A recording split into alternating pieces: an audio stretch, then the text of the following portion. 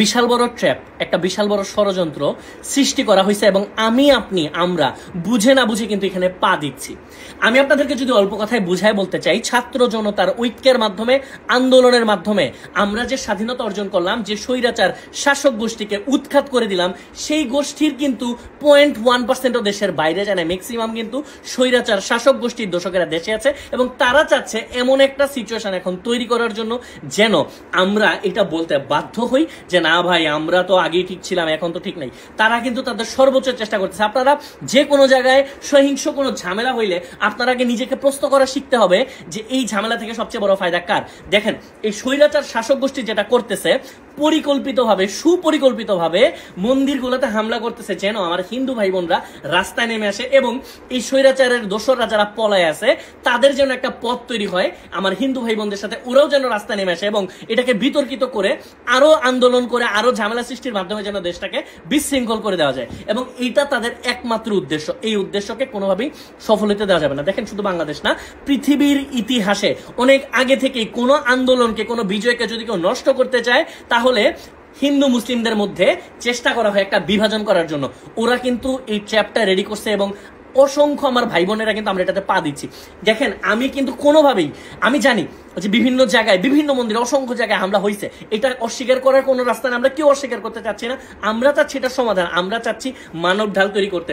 কোথাও কিন্তু এটা প্রচার করা হচ্ছে না যে কয় হাজার মন্দির বাংলাদেশে আছে, কয় হাজার মন্দির সেফ আছে, কয় হাজার মন্দিরের সামনে মানব ঢাল, এইটা প্রচার করা হচ্ছে কম। আমাদের পার্শ্ববর্তী দেশের মিডিয়া কিন্তু প্রচার করছে এবং ফেক অনেক কিছু প্রচার করছে। যতটুকু হামলা হচ্ছে এটা তো আমরা পক্ষে না, কিন্তু যা হচ্ছে তার চাইতেও বেশি প্রচার করা হচ্ছে এবং সর্বোচ্চ তারা চেষ্টা করতেছে আমার ভাই বোনদেরকে, আমার হিন্দু ভাই বোনদেরকে যেন রাস্তায় নামা দেওয়া যায়, যেন তাদের বেশ ধরে তাদের পেছন পেছন ওই দোসররা রাস্তায় নেমে আসে এবং আবার জ্বালাও পোড়াও করে একটা বিশৃঙ্খলা দেশে তৈরি করে দেয়।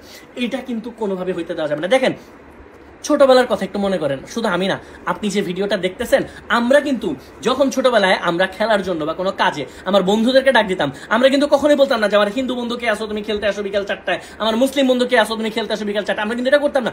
আমরা কিন্তু মানুষকে মানুষ, বন্ধুকে বন্ধু বলতাম। বাট আমাদেরকে এখন বলানো হচ্ছে কিছু শব্দ, যেমন হিন্দুদেরকে আলাদা করা হচ্ছে, মুসলিমদেরকে আলাদা করা হচ্ছে, সংখ্যালঘুদেরকে নাম বলানো হচ্ছে, আমাদের মধ্যে আলাদা করা হচ্ছে আপনাদের মনের মধ্যে একটা ঘৃণা সৃষ্টি করার জন্য, আমাদের মনের মধ্যে একটা ঘৃণা সৃষ্টি করার জন্য। এটা কিন্তু কোনোভাবে হইতে দেওয়া যাবে না। না আমরা মন্দির হামলার পক্ষে, না আমরা মসজিদ হামলার পক্ষে, না আমরা গির্জায় হামলার পক্ষে, না আমরা পাহাড়ে হামলার পক্ষে। দেখেন, আমরা যদি এখন মানে ডিভাইডেড হয়ে যাই তাহলে কিন্তু আমার শহীদ যে ভাইরা রাস্তায় রক্ত দিছে তাদের সাথে বেমানি করা হবে। আমি আপনাদেরকে একটা শব্দ বলি, এটার সাথে আপনারা অনেকেই পরিচিত হয়তো বা না, পেইড ক্যাম্পেইন।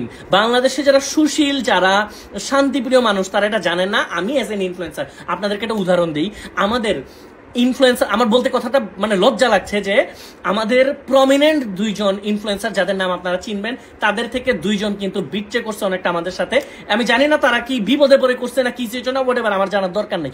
দেশের সাথে বিট্রে করছে, তারা করছে কি দেখেন, আমাকে এখানে একটা চ্যাপে ফেলতে চাইছিল। শুধু আমি না, আমার অনেককে, আমি জাস্ট আমাকে উদাহরণটা দিচ্ছি। 5 জুলাই প্রথম যখন আমি ছাত্রদের পক্ষে পোস্ট করি এবং আমি তারপর কবিতা লেখা শুরু করি, আমি যখন গান রেডি করা শুরু করি এবং আরো অনেক ইনফ্লুয়েন্সার, হয়তো কেউ আগে কেউ পরে, আস্তে ধীরে ছাত্রদের পক্ষে আসা শুরু করে, তখন থেকে স্বৈরাচাররা বুঝে গেছিল যে আমরা ইনফ্লুয়েন্সাররা একটা জনমত তৈরি করতে সক্ষম হব। সেই জন্য তারা চেষ্টা করছে কি আমাকে টার্গেট করে চা খাওয়ার কথা বলে একজন প্রমিনেন্ট সিনিয়র ইনফ্লুয়েন্সার, নাম বলে হয়তো সবাই চেনে, আমি নাম বলবো না, আমি কারো ক্ষতি চাই না ভাই, আমি শান্তি চাই। একজন প্রমিনেন্ট সিনিয়র ইনফ্লুয়েন্সার আমাকে চা খাওয়ার কথা বলে বাসার নিচে নামাইছে। আমি যাওয়ার পর দেখি উনি একা না, উনার সাথে একটা মাইক্রো আইন শৃঙ্খলা বাহিনীর লোকজন, এবং উনি বাসা নিয়ে আমাকে এমন ভাবে কথা বলছে, উনি আমাকে বোঝানোর চেষ্টা করছে তাদের সাথে আর্মস আছে। এবং এখানে একটা এজেন্সি লোক ছিল যারা সরাসরি পিএম কে, মানে তৎক্ষণাৎ স্বৈরাচার শাসকের যে প্রধানমন্ত্রী ছিল তাদেরকে রিপোর্ট করে। আমি বোঝানোর চেষ্টা করছি, একটু বুঝেন, ভালোভাবে চিন্তা করেন। পেইড ক্যাম্পেটা ছিল এরকম, এমন কিছু কথা আমাদের মুখ দিয়ে বলাতে চেয়েছিল যেন আমরা এই যে বিভিন্ন জায়গায় হামলাগুলো হচ্ছে আমরা যেন বলি যেগুলো বিএনপি করতেছে, এগুলো জামাত করতেছে, শিবির করতেছে, বলে জনগণের মধ্যে একটা দলকে আমরা ভাগ করে দিই এবং ছাত্রদেরকে যেন বাসায় যেতে বলি, ঘরে ফিরে যেতে বলি, ছাত্রদের প্রতি যে অবিচার হচ্ছে সেইটা না বলে যেন ছাত্রদেরকে ঘরে যেতে বলি। এইটার মাধ্যমে তারা চাইছিল বাংলাদেশের সাথে যেন আমরা বিট্রে করি। এবং শুধু আমি একা না, আমাকে 5 জনের লিস্ট চাইছিল যে এই 5 জনকে তাশরিফ তুমি ম্যানেজ করো। আমি যদি অস্বীকার করতাম, আমি যদি মানা করতাম ইনস্ট্যান্ট, দেখেন সিচুয়েশনটা বুঝেন, বাংলা সিনেমার নায়কের মতো ভীষণই বললাম আমার 5 জন চলে গেল, এটা হবে না। আমাকে যদি তখন আমি অস্বীকার করতাম, আমাকে নিয়ে যায় মাইক্রো দিয়ে নিয়ে যায়, যদি অফিসের মধ্যে বসায় রেখে আমার কাছ থেকে ফোন নিয়ে আমার পেজের অ্যাক্সেস নিয়ে ভিডিও করে ভিডিও আপলোড করতো, আপনারা কিন্তু বুঝতেন না, ভুল বুঝতেন। এবং এই সরকার চাচ্ছে যেভাবেই হোক, মানে উৎখাত রাগ পর্যন্ত চাইছে আমাদেরকে বিতর্কিত যেভাবেই হোক করে দেওয়ার জন্য, যেন আমরা যেন কোনো জনমত তৈরি করতে না পারি। এটার একটা উদাহরণ দিব একদম লাস্টের দিকে। দেখেন, একটা স্বৈরাচার সরকার পতনের ঠিক একদিন না 2 দিন আগে যখন এক দফা দাবি নিয়ে আমরা কথা বলতেছি, তখন একটা প্রোপাগান্ডা ছড়ানো হয়েছে যে আমরা এতদিন এটার পক্ষে ছিলাম, এখন আমরা এটার পক্ষে নেই। এটা কিন্তু আমরা কেউ পোস্ট করি নাই, এটা কিন্তু ভিত্তিহীন। বাট এটাও ছিল একটা পেইড ক্যাম্পেইন, এবং ওই পেইড ক্যাম্পেইনের আমি লেখাটার কথা তো বললাম যে এইভাবে করে পেইড ক্যাম্পেইন গুলো হয়। আমি তখন কি করছি, এই সিচুয়েশনটা এইভাবে ডিল করছি। আমি বলছি আচ্ছা ভাই ঠিক আছে, আমি দেখতেছি বলে আমি নাম বলে দিই, আমরা কারা কারা দেশের জন্য আমরা সবাই ঘর বাড়ি ছেড়ে দিয়েছিলাম। আমি ওই মিটিং করছিলাম হচ্ছে, আমি ওরা যখন আমার কাছে আসলাম বলছে আচ্ছা ভাই ঠিক আছে আমি দেখতেছি, কারণ আমার কথা হলে এখন যদি আমি ধরা খাই আমি মানুষের জন্য একটা কথা বলতে পারবো না। আমি জেলে থাকলে, আমি আয়না ঘরে থাকলে ভাই আমি কি কথা বলতে পারবো, কার জন্য কথা বলতে পারবো, কিছুই পারবো না। সো আমি মিটিং করছিলাম হচ্ছে আরএস ফাহিম, লেজিট বান্দার যে ম্যানেজার আয়মান, নিয়ন এনন, আমরা 4-5 জন আমরা বসছিলাম। আমরা বসে বলছিলাম এই সিচুয়েশন, আমরা ডিসিশন নিছিলাম আমরা কেউ বাসায় থাকবো না, আমরা প্রয়োজনে পালায় যাবো, তারপরেও দেশের সাথে ছাত্রদের সাথে ছাত্রদের রক্তের সাথে আমরা বেইমানি করবো না। আমরা আমাদের সিচুয়েশন দেখেন, আমাদের কি সেটা আমরা জানি। আমার আম্মু একটা রাত ঘুমাইতে পারেনি, আমি একটা রাত বাসায় থাকতে পারি নাই, বাসা ছেড়ে দিছি। ফারাবি ভাইও পর্যন্ত জানেন, ফারাবি ভাইকে অনেক কিছু বলছিলাম যে সাংবাদিক বড় ভাই, আমরা বাসা ছেড়ে দিছি। এবং আমি দেখেন এটা বলতেছি না যে আমি বাসা, মানে আমার বাসা নিচে কিন্তু লোক লাগা রাখছিল। সো আমি বাসা ছেড়ে দিছি, আমরা কি হয়েছে এটা ভাই কিছুই না। আমি আপনাদেরকে পেইড ক্যাম্পেইন বোঝানোর চেষ্টা করতেছি। আমাদের মানে যেসব ছাত্ররা, আমার যে ছাত্র ভাইরা রাস্তায় বুক পেতে দিছে অস্ত্রের সামনে, তাদের তুলনায় আমাদের গুলো কিছুই না, আমরা জিরোর চাইতে আরো নিচে।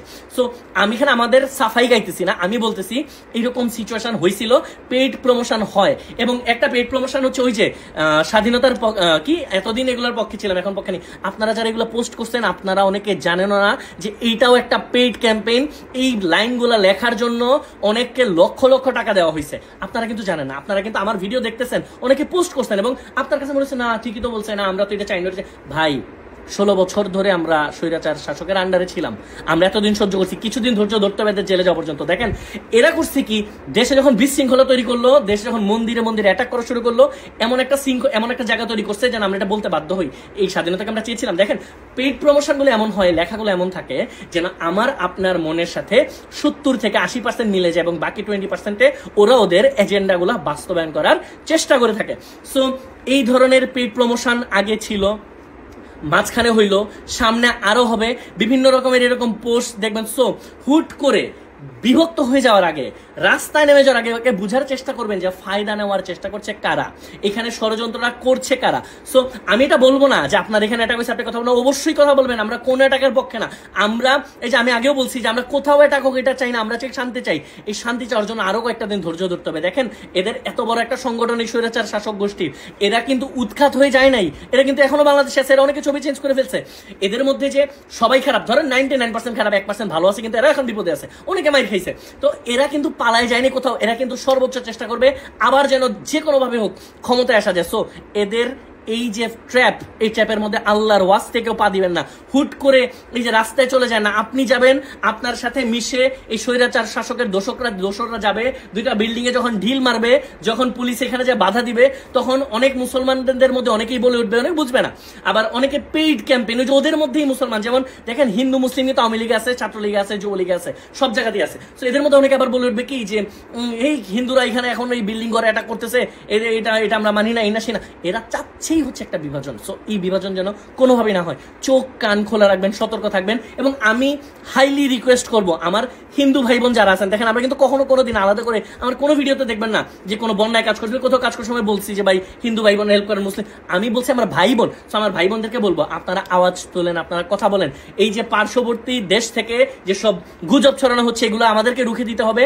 আমার হিন্দু ভাই বোনদের কথা বলাটা এখন আরো বেশি জরুরি। হিন্দু যারা নেতৃত্বে আছেন আপনারা কথা বলেন যে কিভাবে করে এরা ম্যানিপুলেট করার ট্রাই করতেছে, চেষ্টা করতেছে আপনাদেরকে রাস্তায় নামানোর মাধ্যমে যেন এটা হয়। দেখেন রাস্তায় নামা অপরাধ না, আপনার রাস্তায় নামতে পারেন, কিন্তু এটা মাথায় দেখেন আপনাদের এখানে কাউকে জায়গা দিয়ে না আল্লাহর ওয়াস্তে। এই দোসরদেরকে, এই দোসররা কিন্তু আপনাদের মাথায় কাঁঠাল রেখে লবণ দিয়ে খাওয়ার চেষ্টা করতেছে। সো চোখ কান সতর্ক রাখেন, খোলা রাখেন। শুধু 14 তারিখ না, শুধু 15ই অগস্ট না, এরা কিন্তু সামনেও চেষ্টা করতেছে, এরা করতেই থাকবে। কোনো রকম ভাবে এদেরকে প্রশ্রয় দেওয়া যাবে না।